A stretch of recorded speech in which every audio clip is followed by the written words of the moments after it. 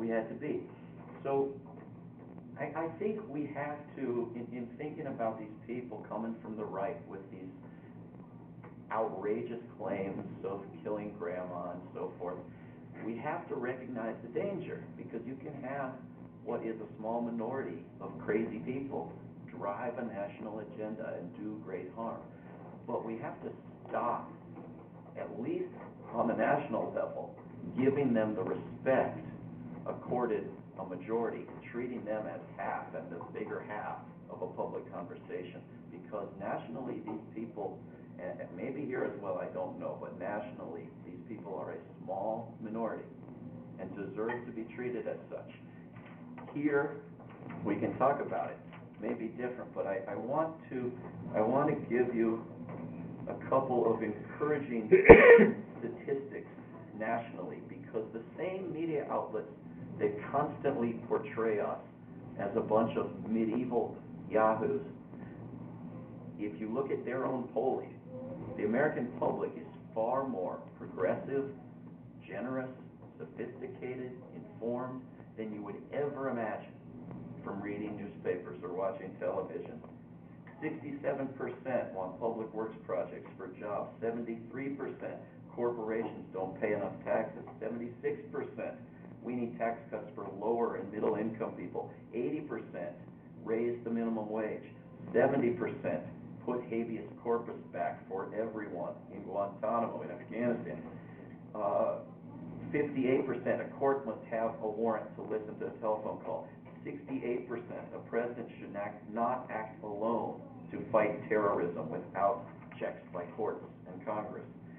79% mandatory controls on any greenhouse gases. 90% higher auto fuel efficiency standards, etc. I mean, pages of this, pages and pages of majority opinions that we agree with, and we go around telling each other we're a fringe left-wing minority, and maybe in some places we are.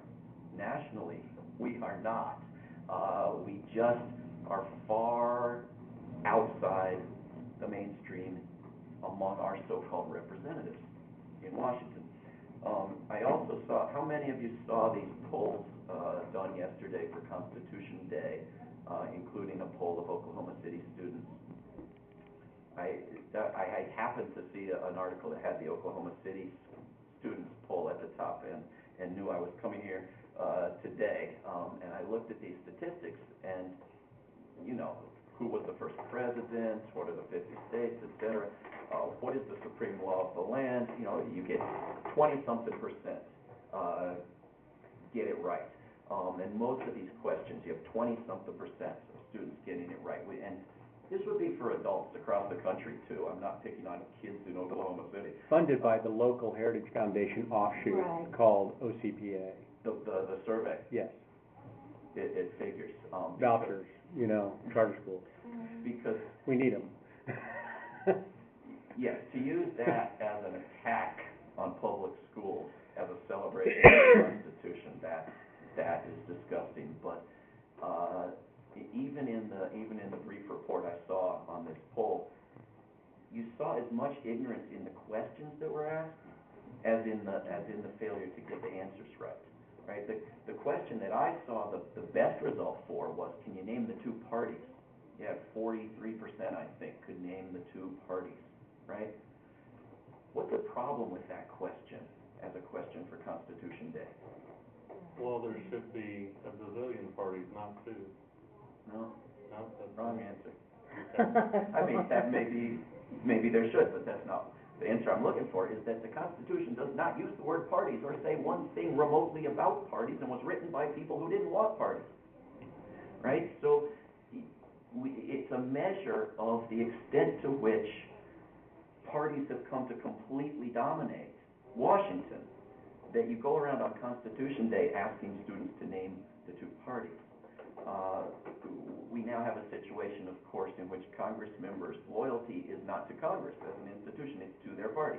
So at any given moment, roughly half of Congress's loyalty is to the president. Happens to be a different branch of government, which was supposed to be inferior to and execute the will of the Congress. This is a problem, right? And it's now much, much more difficult for a Congress member to defy his or her party leadership than it is for him or her to defy their constituents.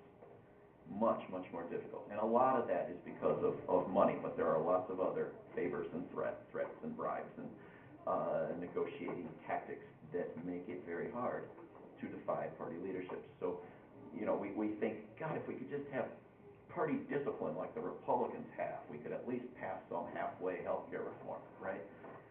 We would also then have absolutely no opposition to wars in Congress and absolutely no support for any of the majority positions on the pages and pages of polls that I could read you, because the leadership of the Democratic Party opposes the majority position on all of those issues. Not as badly as the Republican leadership, but what good does that do us? So it might be that the ideal solution ultimately is to get to a point where Congress members have to answer to their constituents and not to the leader of any party, no matter how good the party is. How do we avoid, when you have someone that's really strong in principle, like Nancy Pelosi, and she's really for the public, she's really out there on the public option and stuff like that, she gets caricatured and lampooned and blasted and eviscerated and creamed by the Glenn Becks and the cable talk shows and all that. How do we, if we have an authentic progressive out there, I'm not sure she is one, but at least on some issues she is, how do we protect them? I think I try to address that in some additional big points I'll try to hit, and then let's talk about Nancy Pelosi, because I fundamentally disagree with you. I don't see anything progressive about her. I think that someone who preemptively announces that she won't impeach anyone, no matter if they fry babies on a barbecue on the White House lawn, has forsaken her oath, and someone who has insurance companies holding fundraisers for her this week while she's supposedly fighting for our health care is not a model of purity to be held up. Certainly she's better than Dick Cheney, if that's what we're measuring her against. But in as the general question, how do we fight for someone good or on a good agenda? Let's talk about that. Would Kucinich be? Kucinich is far and away an anomaly in that he comes dramatically closer to majority opinion and progressive opinions on a wide range of issues than anybody else. And I think my remarks might be clearer if I try to finish them real quick and then we talk about it. But we are at a position now where everybody thinks in terms of parties, and one party makes a claim to trying to represent us. The other party doesn't even pretend. And we've given the better party complete power. We've given them huge majorities in both houses and the White House. And I, like you, probably got 10,000 emails in recent years saying, give the Democratic Party money until we have 60 senators, and then there will be peace, joy, and harmony in the land. And we've done it. And yeah, they have to replace Kennedy, but they've done it. And they've changed absolutely nothing. And they talk about working with the Republicans when they should simply ignore the Republicans who have been completely voted out of power. Doesn't mean that people represented by Republicans should ignore that person. We should be demanding that they represent us better. But for the Democrats in Washington to be talking as if the Republicans are half the debate when they have been dramatically voted out of power, and talking as if they can't put through any legislation despite us having done our part and given them those huge majorities. You can find that reasonable or not. Many people won't. Many people are going to think, we gave the Democrats all the power, what do we do now? And people are going to think, well, we go back to the Republicans, or we create a third party, or we move to Canada, or we hide under our bed, or we throw rocks, and the key roadblock here is something called the filibuster. And filibuster doesn't show up in the Constitution anywhere, just like parties.